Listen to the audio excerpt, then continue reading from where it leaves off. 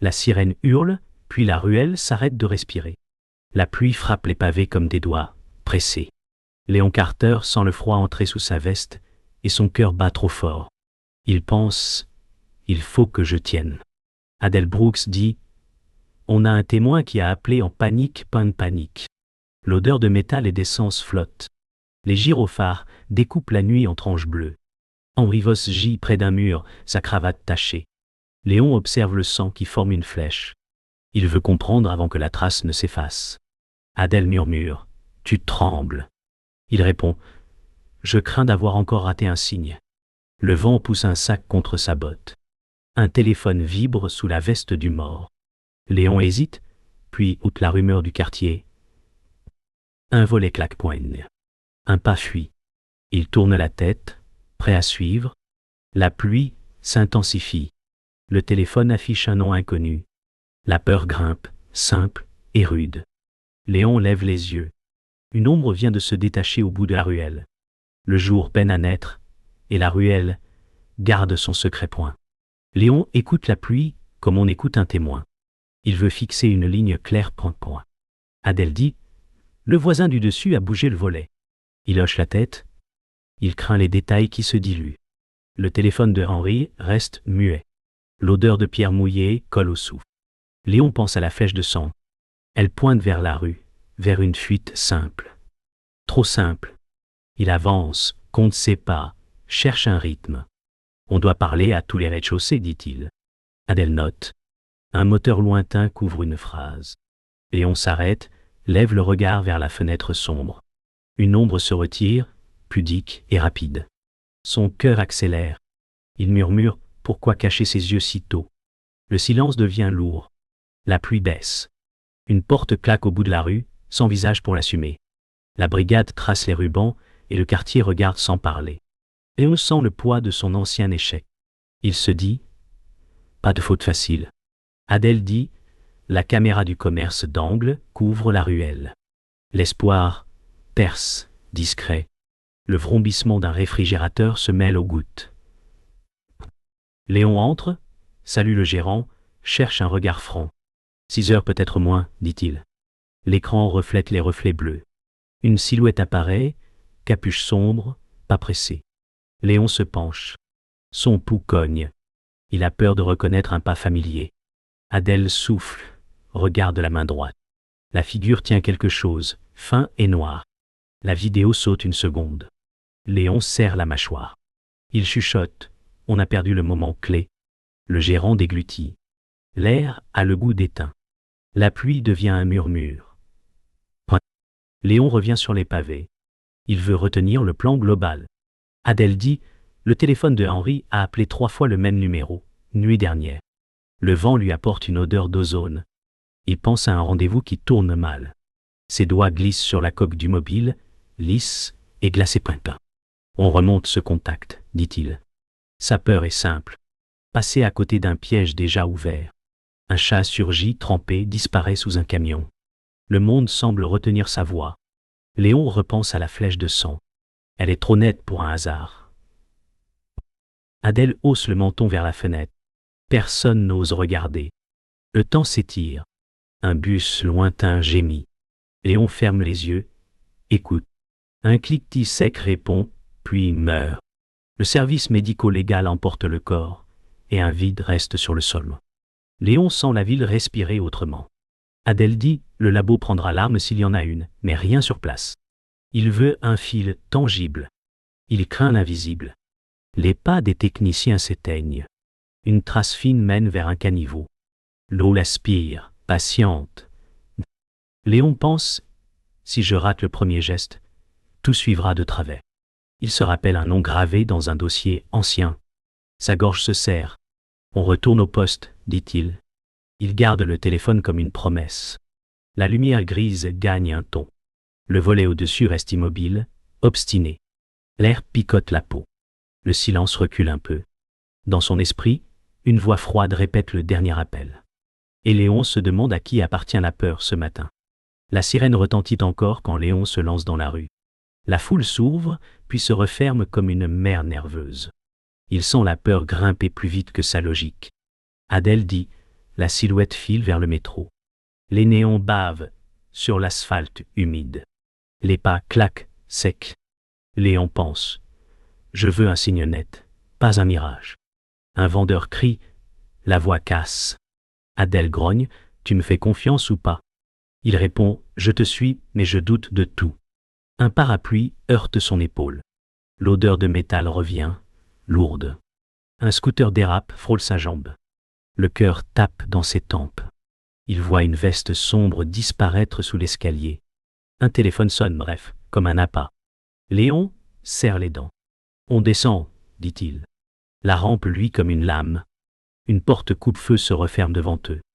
Et Léon comprend que la chasse a déjà changé de rythme. Le couloir du métro avale le bruit, puis le renvoie en écho doux. Léon ralentit, souffle court. Il entend son pouce caler sur le bourdonnement des rails. Adèle dit « Tu boites ». Il répond « Je tiens ». L'air sent le fer et la poussière tiède. Il se colle à une alcôve, deux silhouettes à l'abri d'un train qui passe. La lumière strobe leur visage. « Pourquoi tu ne dis pas tout ?» dit Adèle. Léon détourne les yeux. Il pense à l'appel inconnu, à la flèche de 100 mois. « J'ai peur d'une vieille erreur, dit-il. Un panneau clignote, en panne. Le monde hésite. Adèle souffle. Alors on corrige ensemble. Le silence a une chaleur étrange. Un ticket froissé tombe de sa poche. Dessus, un nom d'arrêt. Et la promesse d'un détour qu'il n'avait pas prévu. La rame repart, et la station retrouve son battement. Un écran d'info clignote puis affiche une alerte interne. Léon lit un nom qui glace sa langue printemps. Marque Vautrin. Le visage ne s'affiche pas, mais la marque est là. Contrat public. Réseau privé. Contrôle. Adèle dit, tu connais ce type? Il répond, il achète le silence. La voix du haut-parleur coupe net, un chuchotement. Léon sent une main invisible régler le tempo. Les portes s'ouvrent, se referment, sans âme dedans. On nous regarde, dit-il. Adèle ferme sa veste et hoche. Les caméras miroitent comme des yeux froids. Le sol tremble, docile. Un message discret glisse sur son téléphone. B. Un simple point, noir sur noir. Il sait que c'est un signal. Tout paraît guidé. Et il se demande quel prix demande la main qui tire déjà les ficelles. À la surface, la pluie a cessé. La lumière est plate, presque douce. Léon suit une adresse vers un café ancien. Daniel Cross l'y attend, dos droit, regard calme. « Tu cours après un fantôme, dit Daniel. La tasse fume, odeur de café brûlé. Léon dit « Je cours après un fil ». Daniel pose une clé USB petite et lourde dans l'œil. « Vautrin achète des voix et coupe les traces, dit-il. » Adèle serre la mâchoire. « Pourquoi aider maintenant ?» Daniel répond « Parce que la dette ne dort pas. » Le temps ralentit. Le bruit de cuillère devient un métronome. Léon sent une vieille onde bouger. « Tu m'as appris à lire les silences, dit-il. » Daniel lève un doigt. « Alors écoute plus bas. » Une ombre passe sur la vitre. Et le café perd 1 degré de chaleur. Ils sortent du café avec la clé cachée sous la doublure point. Léon marche vite, le ventre serré. Il entend le grondement des bus et un chant lointain de chantier. Adèle dit « Si Daniel ment, on tombe avec lui. » Il répond « On tombe en avançant. » Sa peur devient une ligne droite. Le trottoir brille encore d'une pluie passée. Il pense « Je choisis l'attaque. » Les dossiers l'attendent et la ville retient son souffle. « On vise le bureau de Vautrin, dit-il. » Adèle sourit sans joie. Alors on danse. Le vent soulève un papier marqué d'un logo. Un V stylisé, noir. Le signe les suit. Léon ferme le poing. Le cœur trouve un rythme dur et clair printemps. La décision s'ancre. Et l'horizon prend la forme d'une porte blindée à forcer. Le bureau annexe de Vautrin paraît vide, presque propre. L'air sent le papier neuf. Léon croit, un instant, qu'ils ont une chance calme. Un gardien ouvre, trop serviable. « Je peux vous laisser voir l'archive, dit-il. » Adèle échange un regard, prudente. Les néons ronronnent. Léon sourit sans y croire. Il suit le couloir, compte les pas. La moquette amortit les doutes. Un tiroir cède facile, trop facile. Des contrats attendent, bien rangés, dociles. On dirait qu'ils nous aident, dit Adèle. Léon ressent une piqûre dans la nuque. Des caméras pivotent, lentes, patientes, point. Le gardien tousse, évite leurs yeux. Une page porte un nom barré de rouge. Henry Point. Le calme se fêle. Et soudain, la pièce paraît écouter plus qu'elle ne respire. Il s'assoit dans une salle vitrée. La ville bouge en sourdine derrière eux. Léon feuillette, paume sèche. Tu vois, ce contrat détourne une subvention, dit-il. Adèle hoche, yeux brillants de colère. On peut enfin frapper. Un silence tombe, tendre et faux. Elle pose sa main sur la table. On reste ensemble, dit-elle. Il répond, toujours. La clim murmure comme un secret. Une signature revient, encore et encore. Un V, affûté. Léon se dit que les pièces s'assemblent trop bien. Pourquoi c'est si facile, dit-il. Adèle retient un souffle. Un reflet tremble sur la vitre. Derrière eux, le couloir vide ressemble à une gorge. Et un sourire discret glisse, invisible, sur le bord du piège. Daniel arrive, inattendu, avec un pas souple. Vous avez trouvé ce qu'il fallait, dit-il. Léon le fixe, cherche une faille. Dis-moi ce que j'ai raté. Daniel sourit sans chaleur. Tu confonds vitesse et précision. Les mots pèsent lourd. Adèle croise les bras. Pourquoi ces dossiers étaient accessibles, dit-elle. Daniel répond. Parce qu'on voulait que tu les voies. Léon sent une colère froide. Qui est-on? Daniel se penche. Ceux qui tiennent le rythme. La pièce devient étroite. Les lampes paraissent plus basses. La vérité se met en marche, lisse et sûre. Léon se demande s'il voit son propre reflet dans la chute d'un autre. Et soudain, il ne sait plus si Daniel montre la sortie ou la laisse se refermer. Le badge d'Adèle bip, puis refuse. Elle pâlit. « Qu'est-ce que tu as fait » dit-elle vers Daniel. Il répond « J'ai ouvert la cage. » Une cloison coulisse, bruit sec. Deux agents s'avancent, neutres, précis. Léon dit « Pas ici ». Son souffle coupe. Daniel pose une carte sur la table. « Vautrin te veut presser », dit-il. La trahison est propre, presque élégante. Adèle murmure « Tu nous vends ». Daniel garde les yeux clairs. « Je vous garde vivant ». Les agents tendent des mains vides. La pièce tremble sous un train lointain. Léon ferme les doigts sur la clé. La honte et la rage piquent ensemble. Il fait un pas. Les agents bloquent, sans heurtpring. Et le monde se plie comme une lame trop fine. Ils sont repoussés vers la sortie, pas à pas. L'air coupe la gorge. Adèle ne parle plus. Léon sent le métal de la clé contre sa paume, chaud comme une promesse. « On vit pour frapper après » dit-il, très bas. Les portes s'ouvrent sur une rue trop claire. La ville n'a rien vu. Daniel reste dans l'ombre du hall. Il dit « Choisis la vérité qui te brûle le moins ». Léon ne répond pas. Les bus grondent. Une vitre renvoie son visage creux. Il comprend que le piège n'était pas la salle. C'était la main qui les guidait. Il range la clé comme on range une lame. Son regard trouve un reflet. Un logo V sur l'écran d'un abribus. Et la route vers la suite se dessine, froide et nette, au bord d'un mensonge plus grand. La ville ralentit après la morsure du piège. Le bruit se tasse comme une mer qui se retire. Léon marche près des quais, et l'air sent la pierre froide. Il pense au bureau propre, au badge refusé. Adèle dit « Je t'avais prévenu de ne pas courir seul. » Ta voix est basse, tenue. Il répond « Je ne veux plus revivre la même faute. » Le fleuve renvoie une lumière laiteuse. Chaque pas grince dans ses nerfs. Daniel a souri trop droit. Marc Vautrin a tiré une corde invisible. Léon égrène les indices. Le V stylisé. Les contrats ouverts. Le coup trop facile. Il cherche la note qui manque. Adèle dit « Regarde la clé encore ». Il la pèse dans la main. Le métal garde une chaleur sourde. Il comprend que le piège n'était pas l'accès. Le piège était l'ordre secret des pages. Il sent une ligne cachée entre deux signatures. Et soudain un nom discret pulse sous son pouce. Le nom déclenche une odeur. Papier brûlé. Café trop noir. Léon se voit un an plus tôt dans une salle étroite. Daniel disait « Fais confiance à la vitesse ».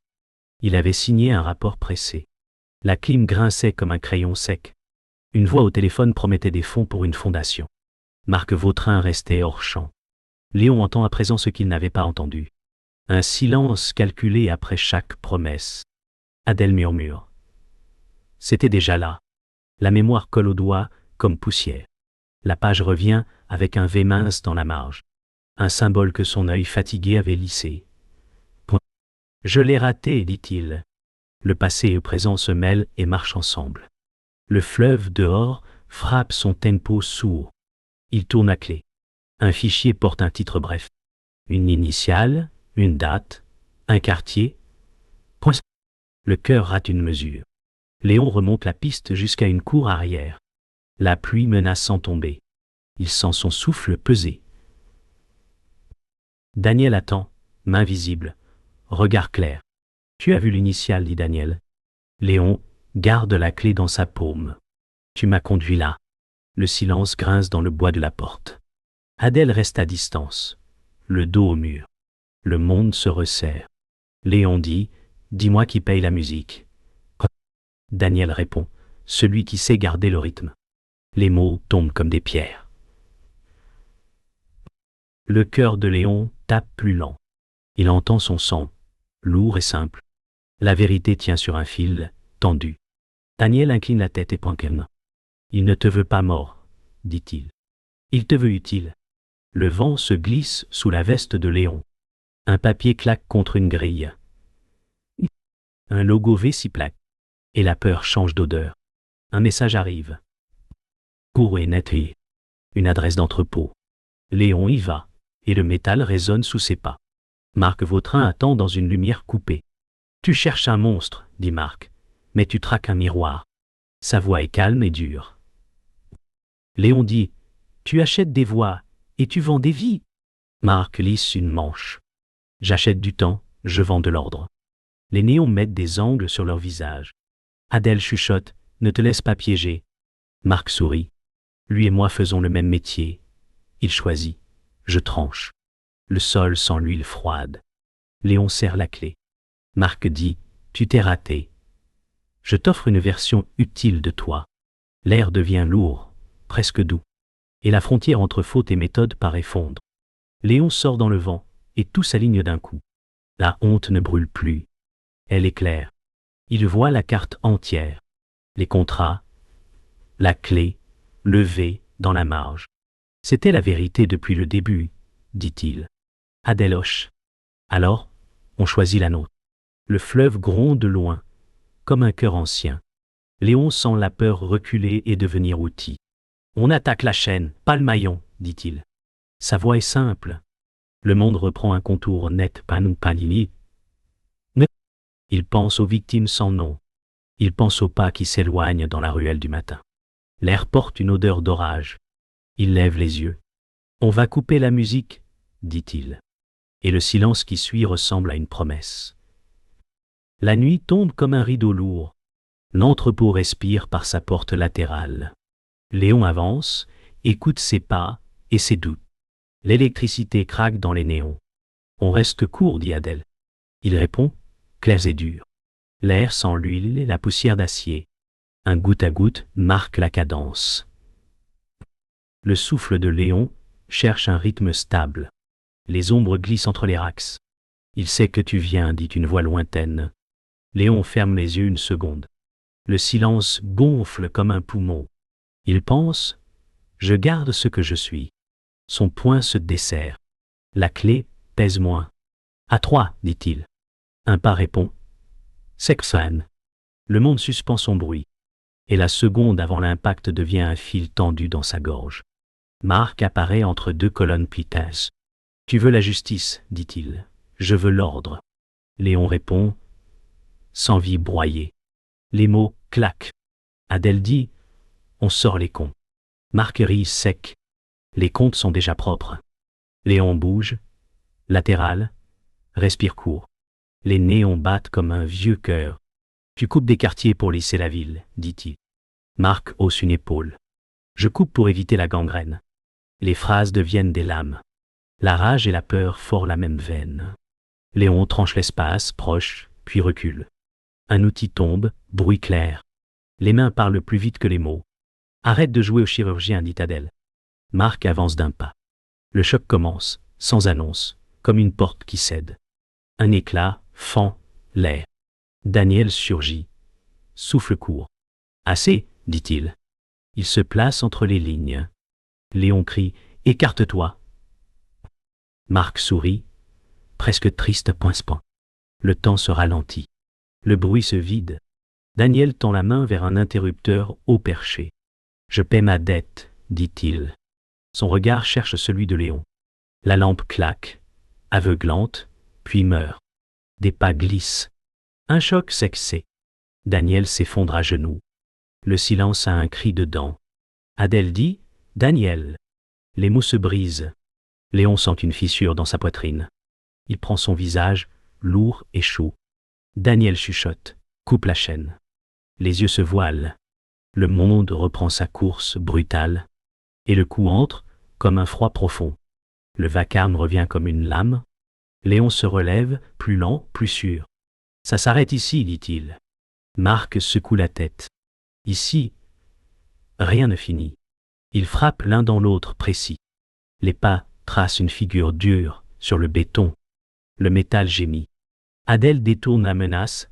Sèche-point Léon. La sueur pique les yeux. Tu vends des rues propres, dit Léon, et tu caches le sang. Marc répond. Le sang nourrit la paix. Les mots sont des pierres. Léon feinte, accroche, lâche. Un néon claque, pluie d'étincelles. Lumière froide contre souffle chaud. Le sol devient une carte de battement. Choisis, dit Marc. Léon ancre ses pieds. La clé file vers la console. Un verrou s'ouvre quelque part. Et la ville entre dans la pièce. Les sirènes gonflent dehors, longues et hautes. L'entrepôt se remplit de pas et d'échos. Marc se fige, calcule puis cède d'un millimètre. Adèle dit « C'est fini ». Léon ne répond pas. Il regarde la poussière tomber dans le faisceau brisé. Le cœur baisse d'un cran. La colère fond, laisse un métal plus pur prendre. Il pense à Daniel. Il pense à Henri Poinpoint. Il pense au fleuve. « On paiera aussi », dit-il à voix basse. Le silence revient, lourd et propre. Marc baisse les yeux, lent. Les menottes cliquent comme une horloge qui se remet. L'air sent l'ozone et la victoire qui brûle. Léon ferme la main sur rien. Seulement, l'envie de tenir droit. Il sort, et la nuit a un goût de fer doux. Une aube sans lumière se dessine au loin. Le hangar a retrouvé le silence, comme si la nuit avait avalé son propre cri. La fumée s'étire en fils pâle, puis se dissipe dans un souffle tiède. Léon se tient immobile, le dos au métal froid, et écoute sa respiration revenir. Adèle dit « On doit sortir » mais sa voix est une ombre. Les gyrophares filtrent à peine par les fentes de la porte. La poussière retombe en neige grise. Le sol garde la mémoire des pas, des chocs, des mots durs. Léon pense au visage absent. Il accepte que quelque chose s'est brisé et ne reviendra pas. Il lisse sa manche comme pour effacer une trace. Le monde tremble encore un peu, mais différemment. Il lève les yeux vers la ligne pâle de l'aube. Dans ce calme neuf, il sait ce qui manque. Ce manque a un nom, et il pèse plus lourd que la victoire. La ville respire lentement quand ils sortent. Le vent porte une odeur d'ozone et d'eau froide. Léon marche jusqu'au quai, pose la paume sur la pierre, ferme les yeux. Les images reviennent, brèves, voici. La main qui tombe. La phrase qui coupe. Le silence qui suit. Adèle ne parle pas. Elle connaît le prix PC1. On a tenu, murmure-t-elle, pour lui et pour elle. Léon sent la culpabilité tourner, puis glisser un peu. Il se dit qu'il faut vivre avec, pas contre. Le fleuve tape un rythme simple. Il pense à Henri et à Daniel, 2 points dans la même ligne. Le soleil dilue la nuit, en couches laiteuses. Les battements se calment. La peine reste, mais elle cesse de mordre. La vie s'avance un pas après l'autre, sans promesse, mais avec place pour l'air. Dans le poste, la lumière est basse et tranquille. Léon ouvre un casier, retrouve une vieille note. L'écriture tremble, mais la phrase tient. Il entend la voix de Daniel, posée, patiente, comme un souffle qui revient. Coupe la chaîne. Adèle s'approche, pose une main légère sur son épaule. « On l'a fait, dit-elle, sans triomphe. Le temps ralentit comme si chaque clic d'horloge voulait peser juste. Léon sourit à peine. La douleur se couche mieux quand elle a un sens. Il répète la phrase dans sa tête, et elle devient moins lourde. Il voit Daniel au bord d'une porte, pas fier, juste droit. Ce souvenir ne blesse plus. Il répare doucement. Merci, dit Léon, à voix presque nulle. La pièce accepte ce mot simple et le garde en sûreté. Le dossier final attend sur la table, rangé, propre. Léon tourne la dernière page et retrouve une annotation discrète peinte. Une flèche fine, un chiffre court. La voix de Daniel revient, claire, presque joyeuse. Écoute plus bas. Léon comprend enfin ce qu'il n'avait pas su lire. Les signes ne crient pas, ils respirent. Adèle dit « Tu l'entends maintenant ». Il répond par un regard. Cette leçon a la forme d'une lumière douce, qui ne force rien. Le passé cesse de juger, il est clair. Léon garde le carnet ouvert, pas pour l'étude, pour la gratitude. Une larme remonte, hésite, et s'arrête. Il sourit petit parce que la route n'a pas besoin d'applaudissements. Il suffit qu'elle avance, droite, sans bruit inutile. Au pont, la ville étire ses toits sous un ciel clair pays. Léon pose le téléphone d'Henri dans un sachet neuf, ferme la fermeture et respire. On le rend, dit-il. Adèle approuve d'un signe simple. Le geste est une fin calme. Pas un point final, un trait net. Il pense à ce qu'il choisit de garder. La vérité, même rugueuse. L'ombre mais sans maître. On continue autrement, dit Adèle. Oui, répond-il. Le fleuve prend la phrase et l'emmène. Sans bruit. La peur n'est plus un mur. C'est un outil. La colère n'est plus un feu. C'est une lampe. Ils repartent lents, mais sûrs. La route vers demain n'a pas de fanfare. Elle a une clarté, sans éclat. Et l'histoire dépose son poids au bord de l'eau pour faire place à ce qui vient. Le matin s'installe avec des gestes simples. Les oiseaux reviennent au bord des toits. La ville fait couler un café lent. Léon écoute ce calme comme on écoute une promesse fragile. Il pense à ce qui est parti, à ce qui reste. Adèle dit on passe chez eux. Sa voix est claire et douce. Il hoche, la tête poignant. Le monde n'a pas changé d'axe, mais il a changé d'allure. La colère a quitté ses muscles. Ne reste qu'une force fine. Il marche vers la lumière pâle. Les noms dans sa tête ne crient plus.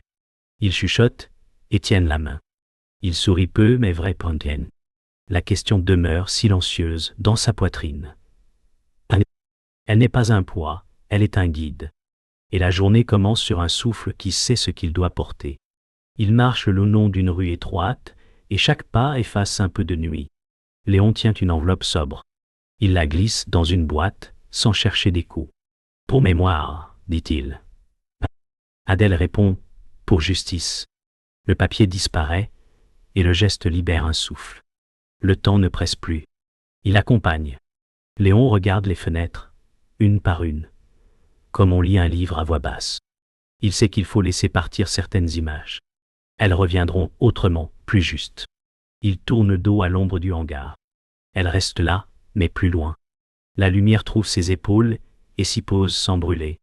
Et la rue se prolonge comme un fil clair qui n'a plus besoin d'être tiré. Au bureau, un enregistreur tient sur la table. Léon appuie.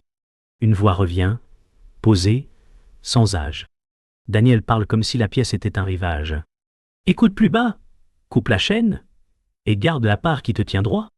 Les mots remplissent l'air sans le peser. Adèle ferme les yeux, puis les ouvre, clair, clair. Léon laisse la lecture aller jusqu'au silence. Il comprend que ce message n'était pas une fin. C'était un outil encore. Il se redresse, plus simple. On continue, dit-il. La voix de Daniel, désormais muette, semble approuver avec un souffle lointain. Et la pièce garde ce calme solide qu'on appelle confiance et mémoire. La vie reprend sa cadence dans les couloirs. Des pas, des dossiers, des rires brefs. Léon traverse ce mouvement sans se presser. Il salue, il répond, il ne fuit plus. Adèle dépose un rapport sur son bureau. « Propre », dit-elle. Il lit la première ligne et s'arrête.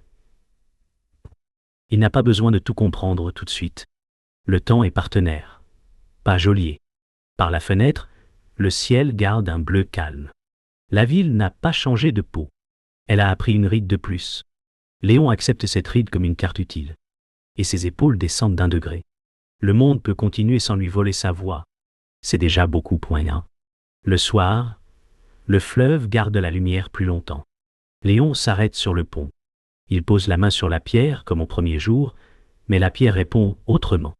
On a fait ce qu'il fallait, dit Adèle. Il souffle. On fera encore. Le vent prend la phrase et l'étire.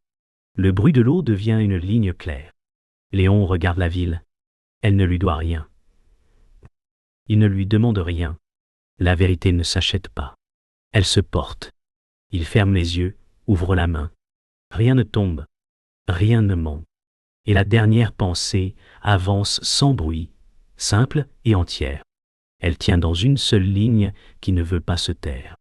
La vérité ne doit appartenir à personne.